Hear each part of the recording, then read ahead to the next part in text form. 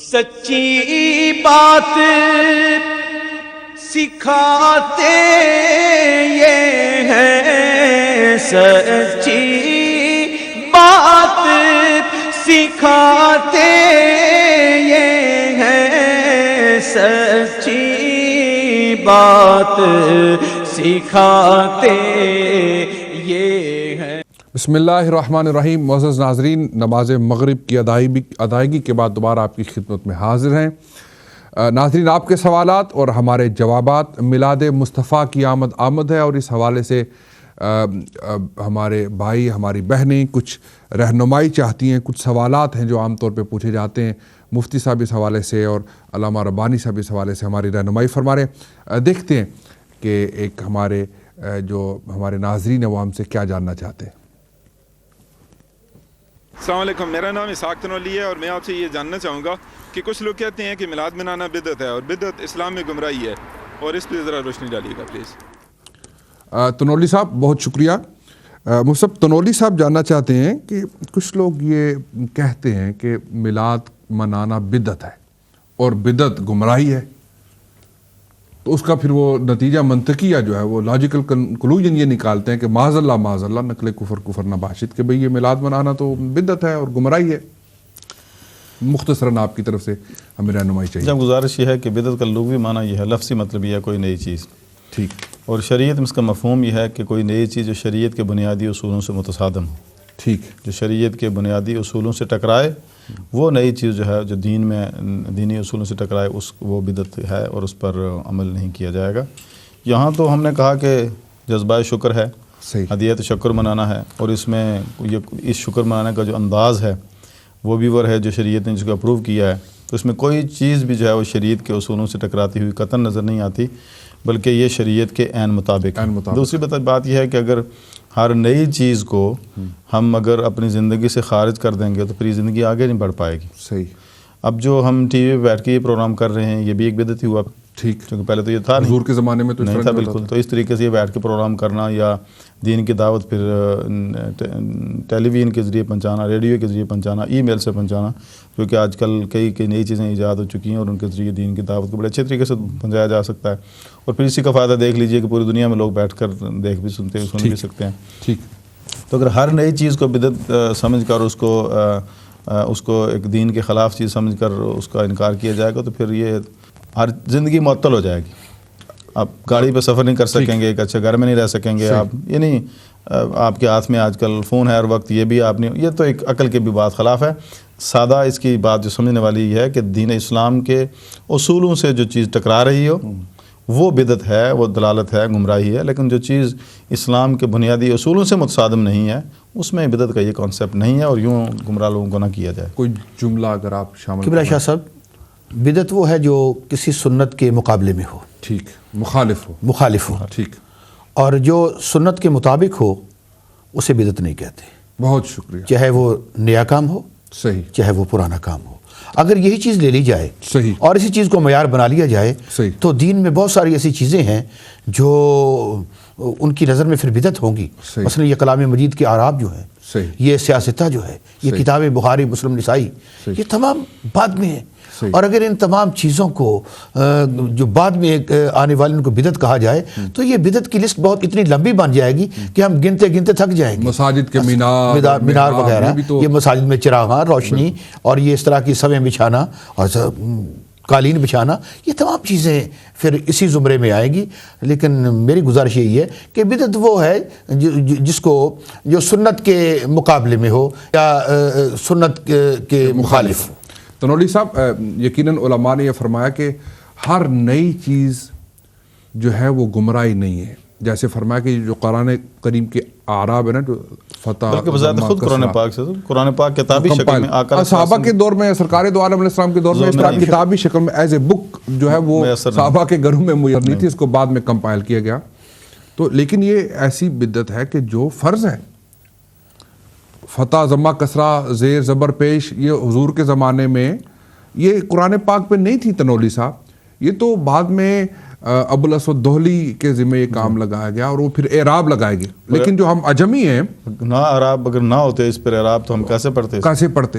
تو اب یہ ہے یہ جو مساجد کے آپ کو مینار نظر آتے ہیں، تو اس طرح یہ کہہ دینا کہ ہر نئی چیز جو ہے وہ بدعت ہے اور ہر بدعت گمراہی ہے، تو یہ جو ہے وہ شریعت کا جو کانسیپٹ اور اصول ہے اس کے مطابق نہیں، اس سے متصادم ہے۔ ہر وہ نئی چیز جو دین کے اصولوں سے متصادم ہو، ہر وہ نئی چیز جو دین کے خلاف ہو، جو شریعت کے خلاف ہو، یقیناً وہ گمراہی ہوگی۔ بہت سارے وقت بدل رہا ہے، جیسے مفتی صاحب نے بھی کہا، علامہ ربانی صاحب نے کہا، یہ جو بخاری شریف ہے، مسلم شریف ہے، نسائی شریف ہے، ابن ماجہ شریف ہے، ترمذی شریف ہے، یہ جو احادیث کی کتابیں یہ تو حضور علیہ السلام کے زمانے میں نہیں تھیں۔ جن کتابوں سے یہ حدیث نکال کے پیش کی جاتی ہے، یہ کتابیں تو نہیں تھیں، نہیں تھی، یہ تو اصحاب بعد میں پیدا ہوئے جنہوں نے پھر یہ کمپائل کی۔ تو اس لیے ایسا کہنا، اور بڑی بات یہ ہے کہ یہ میلاد منانا، خود سرکار دو عالم علیہ السلام تاجدار کائنات سوموار کے دن روزہ رکھا کرتے تھے، تو صحابہ نے سوال کیا کہ حضور ہم یہ دیکھتے ہیں کہ آپ بڑے اہتمام کے ساتھ ہر منڈے کو، ہر سوموار کو روزہ رکھتے ہیں، اس کی وجہ کیا ہے؟ تو سرکار دو عالم علیہ السلام نے، مسلم شریف کی یہ حدیث ہے، حضور نے فرمایا ذاک یوم ولدت فیہ، اس کی وجہ یہ ہے کہ سوموار، منڈے، پیر وہ دن ہے جس دن میں پیدا ہوا تھا۔ تو اس لیے یہ تو وہ کام ہے جو حضور خود پریکٹس کرتے تھے، یہ سنت ہے، یہ حضور علیہ السلام کی پریکٹس ہے، سنت طیبہ ہے کہ حضور ہر سوموار کے دن خود روزہ رکھ کے اپنا میلاد مناتے تھے۔ جی، اور کوسچن اگر ہمارے پاس ہے، جی پلیز۔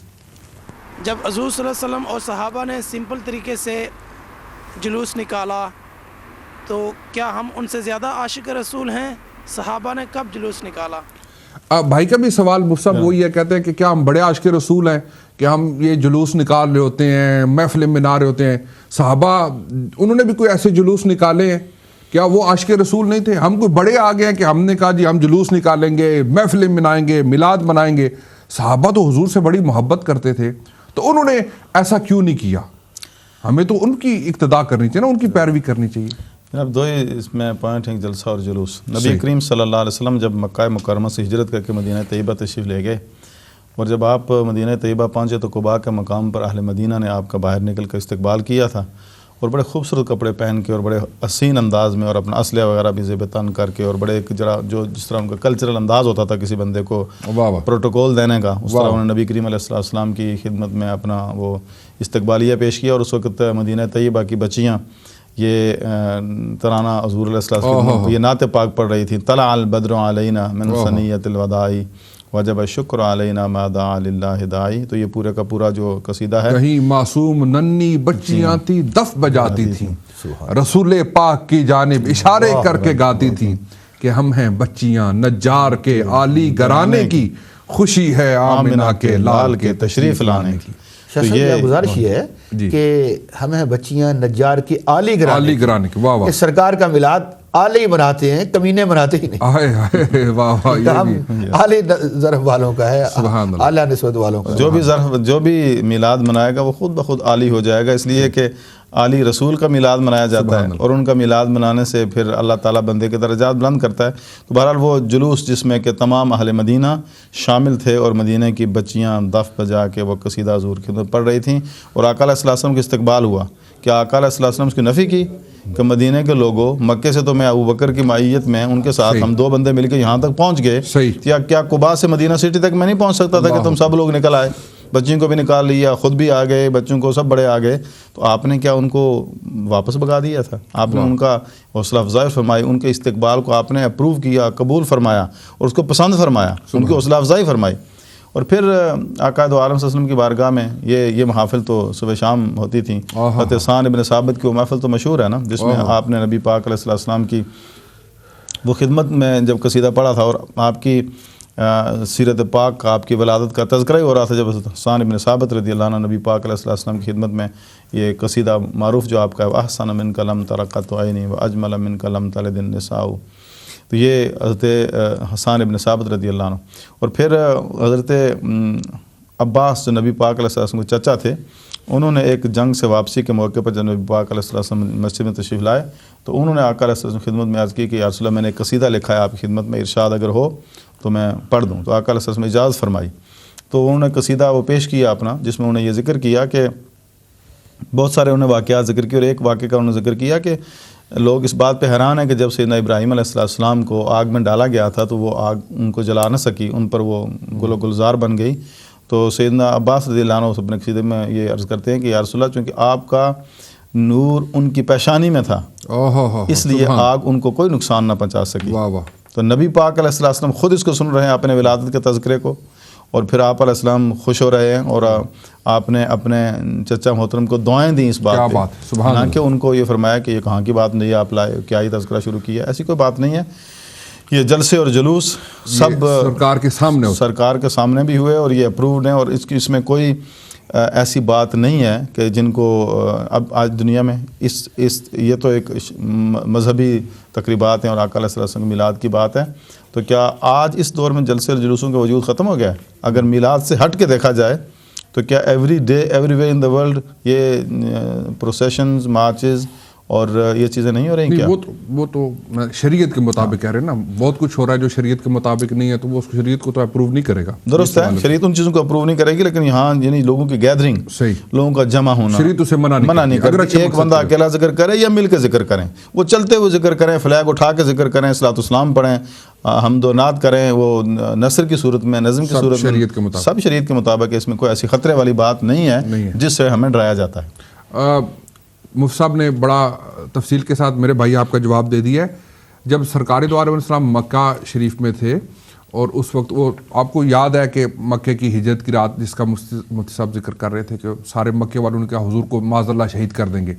تو سرکار دو علیہ السلام تشریف لے آئے، ان کی آنکھیں اندھی کی اندھی رہ گئی، انہیں پتہ ہی نہ چل سکا. سرکار اپنے گھر سے نکلے، ہجرت پیدل مکے سے جب مدینے آ رہے ہیں تو ان کو بڑی یہ امبیرسمنٹ ہوئی کہ بھئی ہم سارے قبیلے اکٹھے ہیں تو حضور علیہ السلام اگر تشریف لے گے تو ہماری بڑی بدنامی ہو جائے گی. تو انہوں نے اعلان کیا کہ جو بھی معاذ اللہ حضور کو کیپچر کرے گا، گرفتار کرے گا، 100 اونٹ ہم اسے دیں گے.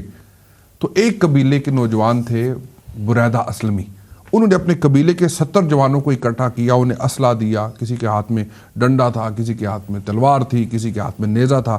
انہوں نے کہا آج ایک رات کے تو کام ہے، 2 مسافر ہیں مکے سے مدینے پیدل آ رہے ہیں، اس رستے پہ ہم بیٹھ جاتے ہیں تو اگر ہم ان کو پکڑ لیں گے تو مفت میں 70 اونٹ مل جائیں گے، ہماری تو زندگی سنور جائے گی. ڈھونڈتے ڈھونڈتے وہ سرکار دو عالم اور جناب سیدنا ابوبکر صدیق تک پہنچے اور گھیرا لگا لیا انہوں نے. اب جب سرکار کو وہ گرفتار کرنا چاہتے تو حضور علیہ السلام نے پوچھا آپ کون ہیں، کہاں سے آئے ہیں؟ اس نے کہا جی میں بنی اسلم سے آیا ہوں. حضور نے فرمایا اسلم تو پھر سلامتی سے ہے، پھر تو صلح ہے نا، امن ہے، سلامتی ہے. تو اب حضور علیہ السلام کی چہرہ وہ دعا کی زیارت کی، زلف واللیل کو دیکھا، حضور کی میٹھی میٹھی باتیں ان کے دل میں اتر گئیں. اور وہ جو لڑنے کے لیے آئے تھے، گرفتار کرنے کے لیے آئے تھے، 100 اونٹ کے انعام کے لالچ میں آئے تھے، شرف پایا جو اس نطق خدا سے ہم کلامی کا، تہیہ کر لیا سب نے محمد کی غلامی کا. سارے کے سارے وہاں پر ہلکا بگوش اسلام ہو گئے.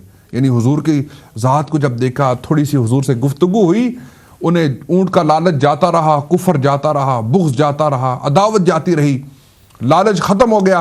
سرکار کے ہاتھ میں ہاتھ ڈال کے لا الہ الا اللہ محمد رسول اللہ کہہ کے ہلکا بگوش ہو گئے اور کہتے ہیں حضور آپ اپنے گھروں کو نہیں جانا، آپ کدھر جا رہے ہیں؟ کہا میں مدینے جا رہا ہوں. کہا حضور ہم بھی آپ کے ساتھ جائیں گے. اب گھروں سے لاٹھیاں لے کے آئے تھے، تلوار لے کے آئے تھے، نیزے لے کے آئے تھے. کہنے لگے حضور اس طرح مزہ نہیں آتا، اب جلوس بنا کے چلیں گے. اور اس کے پاس جھنڈے تو تھے نہیں. اب انہوں نے کیا کیا، اپنے عرب کے جو وہ ٹریڈیشن تھا کہ وہ پگڑی پہنتے تھے، ٹربن باندھتے تھے. انہوں نے اپنے ٹربن کھولے اور اپنے لاٹھی پہ، تلوار پہ، نیزے پہ باندھ کے ہوئے جھنڈوں کے پھریرے نکالتے ہوئے جو ہے وہ مدینے کی طرف چل پڑے. یہ جلوس ہے، یہ صحابہ نے نکالا ہے. حضور نے اس کو اپروو کیا کیونکہ انہیں سرکار دو عالم علیہ السلام کے آنے کی خوشی تھی. ادھر تو یہ مدینے سے 70 سے زیادہ لوگ جلوس کی صورت میں جھنڈے لہراتے ہوئے، نعرے لگاتے ہوئے جا رہے ہیں. اور آگے مدینہ کے اندر کئی دنوں سے انتظار ہو رہا تھا. اور جو مفتی صاحب نے فرمایا اور مسلم شریف کی باب الہجرت کی حدیث کے فَصَعِدَ الرِّجَالُ وَالنِّسَاءُ فَوْقَ الْبُيُوتِ وَتَفَرَّقَ الْغِلْمَانُ وَالْخَدَمُ فِي الطُّرُقِ يُنَادُونَ یا محمد یا رسول اللہ یا محمد یا رسول اللہ. عورتیں اور مرد چھتوں پہ کھڑے تھے، خادم اور بچے گلیوں میں مارچ کر رہے تھے، دوڑ بھاگ رہے تھے اور ساتھ نعرے بھی لگا رہے تھے، یا محمد یا رسول اللہ، یا محمد یا رسول اللہ، یا محمد یا رسول اللہ کہہ کے وہ نعرے لگا رہے تھے. یہ جلوس ہے حدیث میں صحابہ نے نکالا ہے، سرکار دو عالم کی موجودگی میں نکالا ہے. ساتھ ادھر 70 سے زیادہ لوگ ساتھ آئے، مدینے کی عورتیں اور مرد چھتوں پہ کھڑے ہیں اور خادم اور بچے گلیوں میں مارچ کرتے ہیں، ٹولیاں بنا بنا کر جشن مناتے ہیں اور اعلان کرتے ہیں کہ یا محمد یا رسول اللہ یا محمد یا رسول اللہ۔ تو میرے بھائی یہ پریشانی کی بات نہیں ہے، یہ جو جگہ جگہ جلوس نکلتا ہے یہ اسی جلوس کی کو ریوائیو کرتے ہوئے اور اس کے فٹ سٹیپس پہ چلتے ہوئے اور صحابہ کی اس طریقے پر اور ان کی اس محبت کو اور ان کی اس سنت کو زندہ کرتے ہوئے ہم صحابہ کی اتباع میں اور ان کو فالو کرتے ہوئے یہ جلوس گلی گلی شہر شہر اور ہر جگہ پر حضور کے میلاد کے موقع پہ حضور کے آنے کی خوشی میں نکالتے ہیں، اس لیے کہ مدینے والوں کو بھی خوشی تھی کہ حضور آ گئے ہیں اور ہمیں بھی خوشی ہوتی ہے کہ حضور تشریف لے آئیں۔ جی پلیز۔ السلام علیکم، میرا سوال یہ ہے کہ جس قدر خرچ ہم میلاد پہ کرتے ہیں تو اس سے ہزاروں بیواؤں اور یتیموں کی پرورش ہو سکتی ہے، کیا یہ اسراف نہیں؟ میری بہن کا سوال یہ ہے مفتی صاحب، بڑا انٹرسٹنگ سوال ہے اور یہ بھی ایک بڑا پراپوگنڈا کیا جاتا ہے کہ میلاد پہ بہت خرچ ہوتا ہے۔ علامہ ربانی صاحب جی وہ کہتے ہیں جو خرچ ہم میلاد پہ کرتے ہیں، محفلیں مناتے ہیں، تو اس سے تو بہت ساری بیواؤں کی اور یتیم بچوں کی اور غریبوں کی مدد ہو سکتی ہے، تو یہ پیسے تو ہم ضائع کرتے ہیں جو ہم میلاد پہ منا دیتے ہیں۔ ایک سوال ہے نا، لوگ پراپوگنڈا تو کرتے ہیں، کہتے ہیں بھئی یہ جو پیسے ہم میلاد کی محفل پہ لگا دیتے ہیں اس سے غریب بچیوں کی، یتیموں کی، جو مستحق لوگ ہیں ان کی مدد ہو جائے۔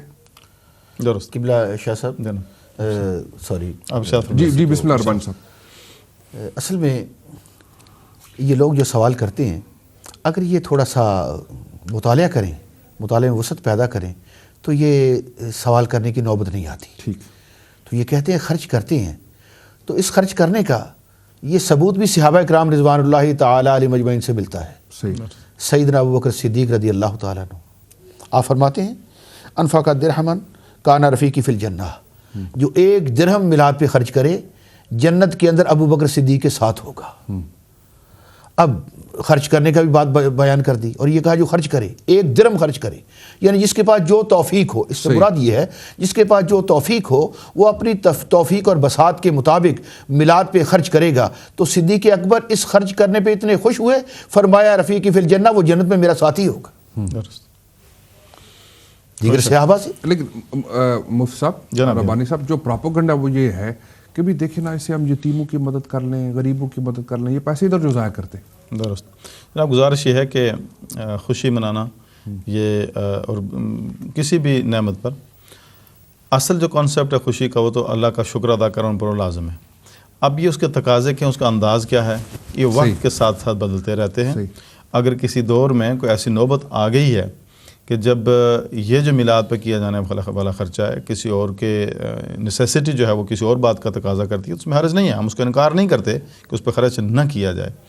یہ ہم اس کو فرض بھی نہیں قرار دیتے، کو فرض مستحب امر ہے اور جس قدر توفیق کو کر دینا چاہیے۔ اور اس جب کسی بندے نے جلسہ ہی کرنا ہے یا جلوس کرنا ہے، اس پہ خرچ آنے والا ہے، اس کو ریڈیوس کر کے اس ایکٹیویٹی کو کم کر دے، اس کو سمبولک کر دے، اس کو ختم کرنے کی ضرورت نہیں ہے، اور جو اس کا ریمیننگ پارٹ ہے وہ امت کی ویلفیئر پہ خرچ کر دے، اس میں حرج نہیں ہے، ہمارا کوئی اس بات پہ اصرار نہیں ہے۔ اگر اس طرح کہہ دیا جائے کہ بھی یہ جو مسجدیں ہم اتنی بڑی بڑی بناتے ہیں، اتنے بڑے بڑے مینار بناتے ہیں، پھر اتنے بڑے بڑے گنبد، پھر اندر جناب وہ کارپیٹ ڈالتے ہیں، تو اتنا خرچ جو ہم کر رہے ہیں، ہم تو بڑے درد دل والے لوگ ہیں، امت کے لیے ہمارا بڑا درد دل میں ہے، تو ہم یہ مسجدیں اتنی بڑی بڑی جو بناتے ہیں، اس سے غریبوں کی مدد ہو سکتی ہے، بہت کچھ ہو سکتا ہے، یتیموں کی مدد ہو سکتی ہے، مستحق لوگوں کی۔ اصل میں وہ غریب اور یتیموں اور مستحق لوگوں کی مدد نہیں کرنا چاہتے، وہ مسجد روکنا چاہتے ہیں۔ بات دراصل اب اللہ ان کی نیت بہتر جانتا ہے اور اب ان کی نیت بھی درست کرے اور عمل بھی، لیکن گزارش طرح ہے کہ سر ہم نے عرض کیا نا کہ امر مستحب ہے اور ہمارے ایمان کا تقاضا ہے، اور یہ ضروری نہیں ہے کہ آپ کو اگر حالات ایسے ہیں، حالات اس بات کا تقاضا کرتے ہیں، آپ کے پاس کوئی بھوکا آدمی ہے، اس کے کھانے کی ضرورت ہے، کسی طالب علم کو فیس چاہیے، کوئی معاملہ ہے، تو اگر میلاد کی نیت سے ہی، میلاد کے نام سے ہی وہ کام بھی کر دیا تو اللہ کے نبی اور اللہ کی خوشنودی کا وہ کام بھی باعث ہوگا۔ تو اس میں اصرار اس بات پہ نہیں ہے کہ حالات اگر کسی اور بات کا تقاضا کریں، آپ کہیں کہ ہم نے کسی بھوکے کو کھانا نہیں کھلانا، کسی حاجت مند کی حاجت نہیں پوری کرنی، ہم نے یہی کام کرنا ہے، نہیں، اس کی امت کی خدمت کرنا بھی اللہ کے رسول صلی اللہ علیہ وسلم اور اللہ کو خوش کرنا ہے۔ اللہ کا ارشاد حدیث قدسی میں الخلق عیال اللہ، تو اگر اللہ کی مخلوق کی خدمت کی جائے کسی بھی اور انداز میں اور میلاد شریف کے خرچے کو اگر کم کیا جائے تو اس میں حرج نہیں ہے، ہم اس کو فرض قرار نہیں دیتے، لیکن ایسے ہیلوں بہانوں سے ان تقریبات کو ختم کروانا یا ان کو بند کروانا یا ان کی حوصلہ شکنی کرنا، یہ ارادے اچھے نہیں لگتے۔ مفتی صاحب، جب آپ جیسے علماء سے، ربانی صاحب، ہم سنتے ہیں کہ میلاد کے موقع پہ آپ لوگ واعظ کرتے ہیں، تقریر کرتے ہیں، پروگرامز میں بتاتے ہیں کہ جب میلاد کا دن ہے تو اس دن صدقہ و خیرات کرو۔ ابھی آپ نے تھوڑی دیر پہلے اس سوال کے جواب میں عرض کرتا ہوں، آپ نے جب پوچھا گیا تھا کہ بچوں کے ہم جب برتھ ڈے مناتے ہیں تو آپ نے رہنمائی کی تھی کہ اس دن صدقہ و خیرات کرو، اللہ کی راہ میں خرچ کرو۔ تو اپنے بچوں کی برتھ ڈے منانی ہو تو یا سرکار کا میلاد منانا ہو تو اس کا طریقہ کیا ہے؟ اللہ کا ذکر کرو، قرآن پڑھو، نفل پڑھو، روزہ رکھو اور اللہ کی راہ میں صدقہ و خیرات کرو، خرچ کرو۔ تو وہ خرچ کس لیے؟ وہ یتیموں کے کام آئے گا، وہ غریبوں کے کام آئے گا، وہ بیواؤں کے کام آئے گا، وہ مستحق لوگوں کے کام آئے گا۔ تو یہ میلاد ہے کہ میلاد کے دن خاص اہتمام کے ساتھ صدقہ کرو، غریبوں کی مدد کرو، یتیموں تک کھانا۔ اور میں آپ کو صحیح عرض کرتا ہوں حضرت صاحب، یہاں پر تو الحمدللہ ہم برطانیہ میں، یو کے میں، یورپ میں رہتے ہیں، بڑی رزق میں وسعتیں ہیں۔ آپ یقین کریں کہ میلاد کے موقع پہ ان لوگوں کو بھی غریب علاقوں میں گوشت کھانے کو ملتا ہے جنہوں نے مہینوں سے گوشت نہیں کھایا ہوتا، اچھا کھانا کھانے کو ملتا ہے، اس میں کوئی شک نہیں۔ کئی گھروں، غریب گھروں تک میلاد کا لنگر پہنچتا ہے، بالکل کوئی شک ان گھروں تک میلاد کے موقع پہ صدقہ و خیرات پہنچتا ہے جو اس کے مستحق ہوتے ہیں۔ اور اگر اس میں کچھ کوتاہی ہے تو ہمیں اس میں امپروو بھی کرنا کوئی چاہیے، شک نہیں، یہ اوپن کمزوریوں کو دور کرنا چاہیے، دور کرنا چاہیے۔ صدقہ میلاد نہیں روکنا چاہیے، یعنی اچھی مسجد بھی موجود رہے، اس کا مینار بھی موجود رہے، وہ بھی ضروری ہے۔ مسجد پہ خرچ کرنا بھی ضروری ہے اور غریب اور یتیم لوگوں پہ خرچ کرنا بھی ضروری ہے۔ اس کا یہ مطلب نہیں ہے کہ آپ کہیں کہ مسجد نہ بناؤ، مینار نہ بناؤ، گنبد پہ خرچ نہ کرو، یہ یتیموں کو دے دو۔ دونوں کام کرو، اس لیے کہ دونوں ضروری ہیں۔ اور ہو سکتے ہیں، ایسی بات نہیں ہے کہ یہ اگر میلاد شریف پر جو خرچ ہونے والا ہے اگر یہ خرچ ہو گیا تو پھر غریبوں کی مدد نہیں ہو سکے گی، اس کے لیے بھی اپنے ذرائع، وسائل، سورسز موجود ہیں۔ بالکل ٹھیک، یہ دونوں کام ہو سکتے ہیں، آپس میں کنٹراڈکٹ نہیں کرتے، ضروری بھی ہیں بالکل، اور یہ ہو بھی سکتے ہیں، یہ ممکن ہے اور ہونے چاہیے، دونوں ہونے چاہیے دونوں۔ ایک سوال اور لیتے ہیں، دیکھتے ہیں کہ اگلا سوال کیا ہے۔ میلاد منانے کا صحیح طریقہ کیا ہے؟ میری اس بہن نے بہت خوبصورت سوال کیا بچی نے کہ میلاد منانے کا صحیح طریقہ کیا ہے۔ ربانی صاحب، ہم اسی پہ ابھی گفتگو کر رہے تھے، کیا فرمائیں گے میلاد منانے کا صحیح طریقہ کیا ہے؟ اصل میں میلاد منانے کے طریقے کو پہلے جیسے مفتی صاحب بیان فرما رہے تھے کہ سرکار مدینہ علیہ الصلوۃ والسلام کا میلاد منانا، اس سے کہ کوئی سرکار کی عظمتوں کو، فضائل کو بیان کرنا، سرکار کی سنتوں کو بیان کرنا، سرکار کی زندگی کے حصوں کو بیان کرنا، سرکار نے کسی یتیم سے کس طرح پیار کیا، سرکار دو عالم صلی اللہ علیہ وسلم نے غریبوں اور مستحق لوگوں کی خدمت کرنے کے متعلق کیا فرمایا۔ وہ سرکار مدینہ علیہ السلام کی اس زندگی کے حصے کو جو حقوق العباد سے تعلق رکھتا ہے زیادہ اس کو بیان کرنا، اور میں سمجھتا ہوں یہ میلاد کے اندر ضروری بھی ہے اور ہونا بھی چاہیے۔ جہاں ہم سرکار مدینہ علیہ السلام کی عظمتوں کو، آپ کی شانوں کو بیان کرتے ہیں، وہ تو ورا الورا ہے، کون بیان کر سکتا ہے؟ ساری زندگی سرکار کی عظمتوں کو بیان کرنے والے، آخر میں یہی کہنا پڑا کہ ہو گئی زندگی ختم اور قلم ٹوٹ گئے، ان کی توصیف کا ایک باب بھی پورا نہ ہوا۔ لیکن بات وہی ہے جو قبلہ مفتی صاحب نے فرمائی کہ میلاد منانے پہ ہمیں اپنی کمزوریوں کو دور کرنا ہے اور ہم نے رہنمائی کرنی ہے کہ کس طریقے سے ہم مسلمانوں کے اندر یہ اخوت، یہ محبت، یہ پیار کس طرح یہ تقسیم کر سکتے ہیں۔ مفتی صاحب دو جملے آپ کی جناب طرف سے۔ ارشاد جو مولانا فرما رہے تھے بات بالکل وہی ہے کہ میلاد منانے کا سب سے بہترین طریقہ یہ ہے کہ جب ہم اللہ کی اس نعمت کا شکر ادا کرتے ہیں تو ساتھ ساتھ اللہ کی اس نعمت کا جو مقصد ہے اس کو بھی اپنے پیش نظر رکھیں۔ آقا دو عالم صلی اللہ علیہ وسلم کی تعلیمات پر عمل کرنے کے لیے کمر بستہ ہوں۔ اگر کوئی بندہ ساری رات محفل میلاد منعقد کرتا ہے، سارا دن کرتا ہے اور اپنی 5 نمازیں پوری نہیں کرتا تو اس نے میلاد کا حق ادا نہیں کیا۔ نبی کریم علیہ السلام کی سیرت کے، آپ کے اسوہ حسنہ کو اپنے سامنے رکھ کے اپنی اس زندگی کو بھی اور اخروی زندگی کو بھی کامیاب بنانا ہے۔ اس کا یہ کہیں نہیں کوئی بندہ کہتا ہے کہ آقا علیہ السلام کا زبانی تذکرہ کرو اور اس کے بعد عمل نہ کرو، یہ بات نہیں ہے، بلکہ آقا علیہ السلام کا میلاد منانا ہمیں اس بات پر انکریج کرتا ہے کہ جہاں کہیں ہماری زندگی میں کوئی عملی کمزوری ہے تو ہم ان کمزوریوں کو دور کریں، اپنے آپ کو بہتر طریقے سے ان سنتوں پر عمل کرنے کے لیے تیار کریں، اور دنیا کو بھی یہ پیغام دیں کہ نبی پاک علیہ السلام جو مقصد، جو منشور اور جو پیغام ہم کے لیے لے کے آئے تھے، ہمیں اس پہ عمل کرنا ہے۔ آقا علیہ السلام کی سنتوں کو زندہ کرنا ہے، قرآن احکام کو اپنے پیش نظر رکھنا ہے، اور میلاد منانے کا جو باقی سارے طریقہ کار ہیں، لیکن یہ سب سے بہترین طریقہ یہ ہے کہ آقا علیہ السلام کے لائے ہوئے پیغام پر عمل کرنا اور اس کو دنیا تک پہنچانا. اگر یہ مقصد پورا نہ ہوا، میں سمجھتا ہوں کہ محفل میلاد سے یہی مقصد تو زندہ ہوتا ہے. اصل مقصد یہ ہوتا ہے. اصل مقصد یہی ہوتا ہے، اس کے علاوہ تو اور بات نہیں ہے کوئی. تو اگر یہ مقصد پورا کرنا کسی کے ذہن میں نہیں ہے اور یہ سمجھتا ہے کہ میں صرف محفل میلاد کر کے نعت پڑھ کے پڑھوا کے آپ کا تذکرہ کر کے بس میں نجات پا جاؤں گا اور مجھے وہ کام نہیں کرنے، تو یہ تو غلط فہمی ہے، اور ایسا کرتا بھی کوئی نہیں ہے. نہ ایسا کرنے کی کہیں ترغیب دی جاتی ہے.